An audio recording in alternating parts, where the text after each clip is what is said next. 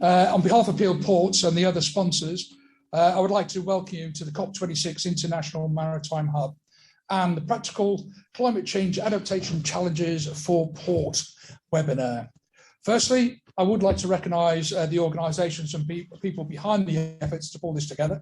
First of all, the City of Glasgow College for this facility, Maritime UK for leading, UK Maritime Major Ports Group, British Ports Association, and the people who are facilitating it, Cameron Events sitting at the back there.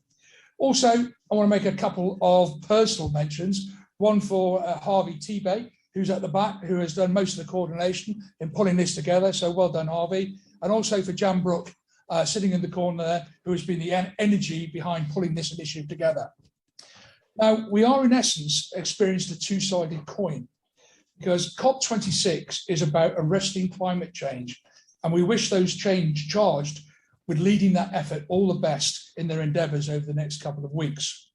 Whilst this event is about how we adapt to meet those changes with a hope that we may not have to. So in other words, we're planning for the worst and hoping for the best. And I think that probably sums up where we are today. Collectively, we are, however, a vital logistics hub of the world community. And I'm sure we are all looking forward to what each of us has to say over the next couple of days. And the mantra here is we need to share our experiences across the world to make sure we get best practices. Now, shortly, I'll hand over to Mark Simmons from UK MPG, who will actually chair the first session.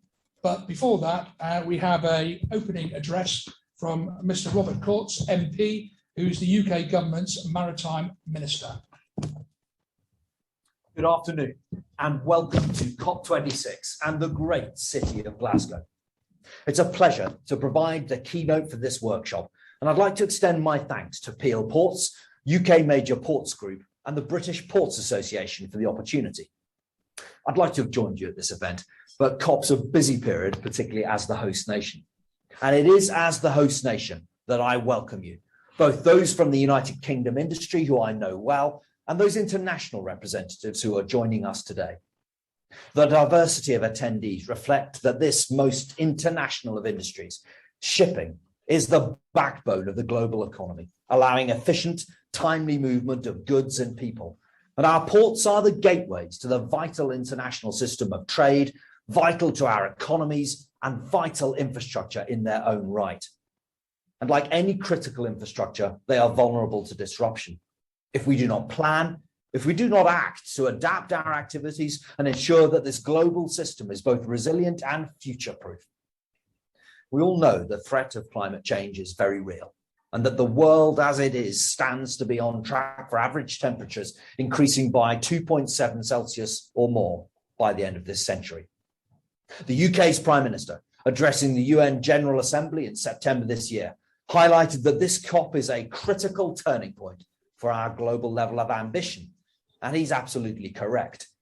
We need to limit the increase to far less than 2.7 degrees Celsius and take steps today to hold that increase to 1.5 degrees Celsius or below. Many states, the UK included, have already adopted national targets that align with this need for action, our net zero 2050 target. And we're making progress. The UK has cut its emissions by 45% from the 1990 baseline, and in 2020, 43% of our electricity came from renewable sources.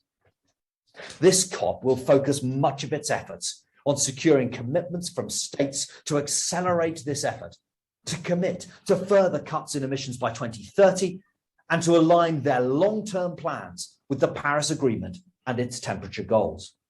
But we should not and cannot forget that even this climate ambitious world will experience significant warming. Collectively, humanity has already altered the global balance. Our most ambitious actions today will limit the harm done, but we also need to consider how we adapt to the changes in climate that we will experience. A warmer world will bring new challenges for our society, will exacerbate issues we already experience around the world. Many of these changes will have significant impacts on our ports and our shipping industry.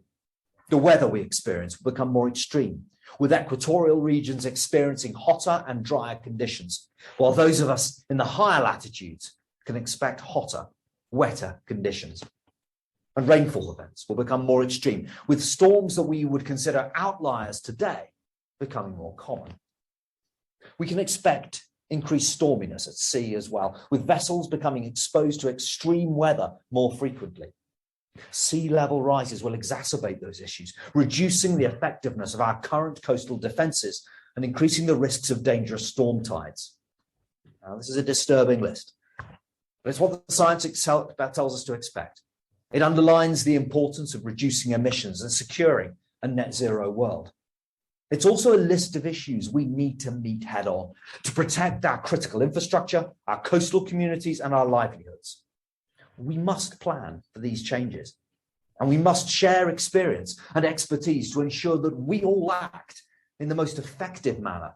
These are not small matters, and the consequence of getting our approach wrong is severe.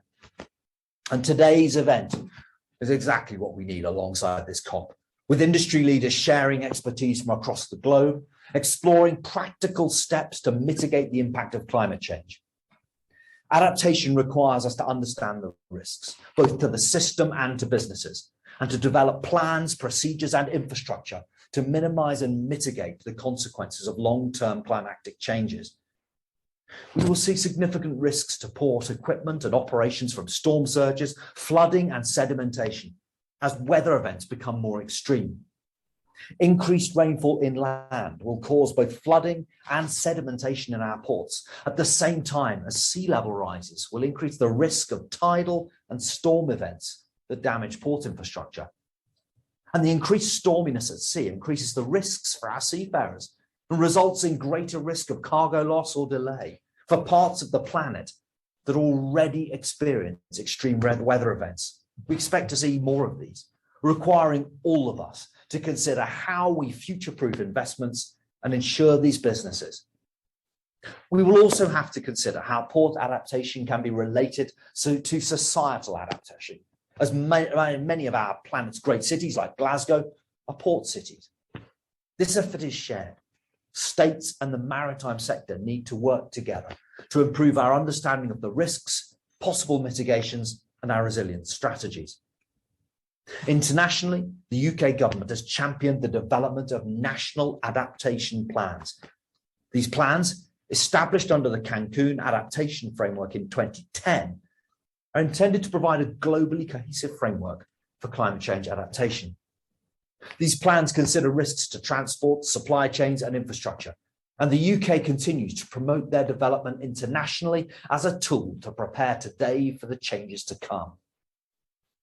Here in the UK, we have a national adaptation programme that identifies risks across our economy, including to ports, and an adaptation reporting regime that requires some of our most critical ports, our lighthouse authorities, and our maritime safety regulator to consider and report on climate change risks and their plans to adapt.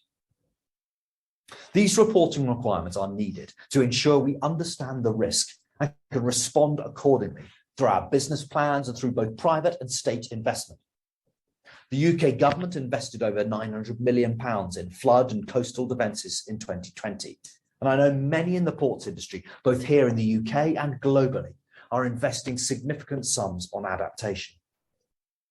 The costs of adaptation are high, but the costs of failing to adapt are higher still. So we need to do everything we can to target our plans. Now, this workshop, led by global leaders in the port sector, is vitally important in getting our adaptation strategies right. We must prepare ourselves for a warmer world and all that that brings. And I'm sure that the next 2 days will provide a great opportunity for you all to exchange learning, expertise, and ideas, and will lead to a better understanding of the challenges we face as a result of climate change around the world and the actions we all need to take to safeguard our ports and maritime sector. And I wish you all, as you embark on the rest of today's event, and thank you.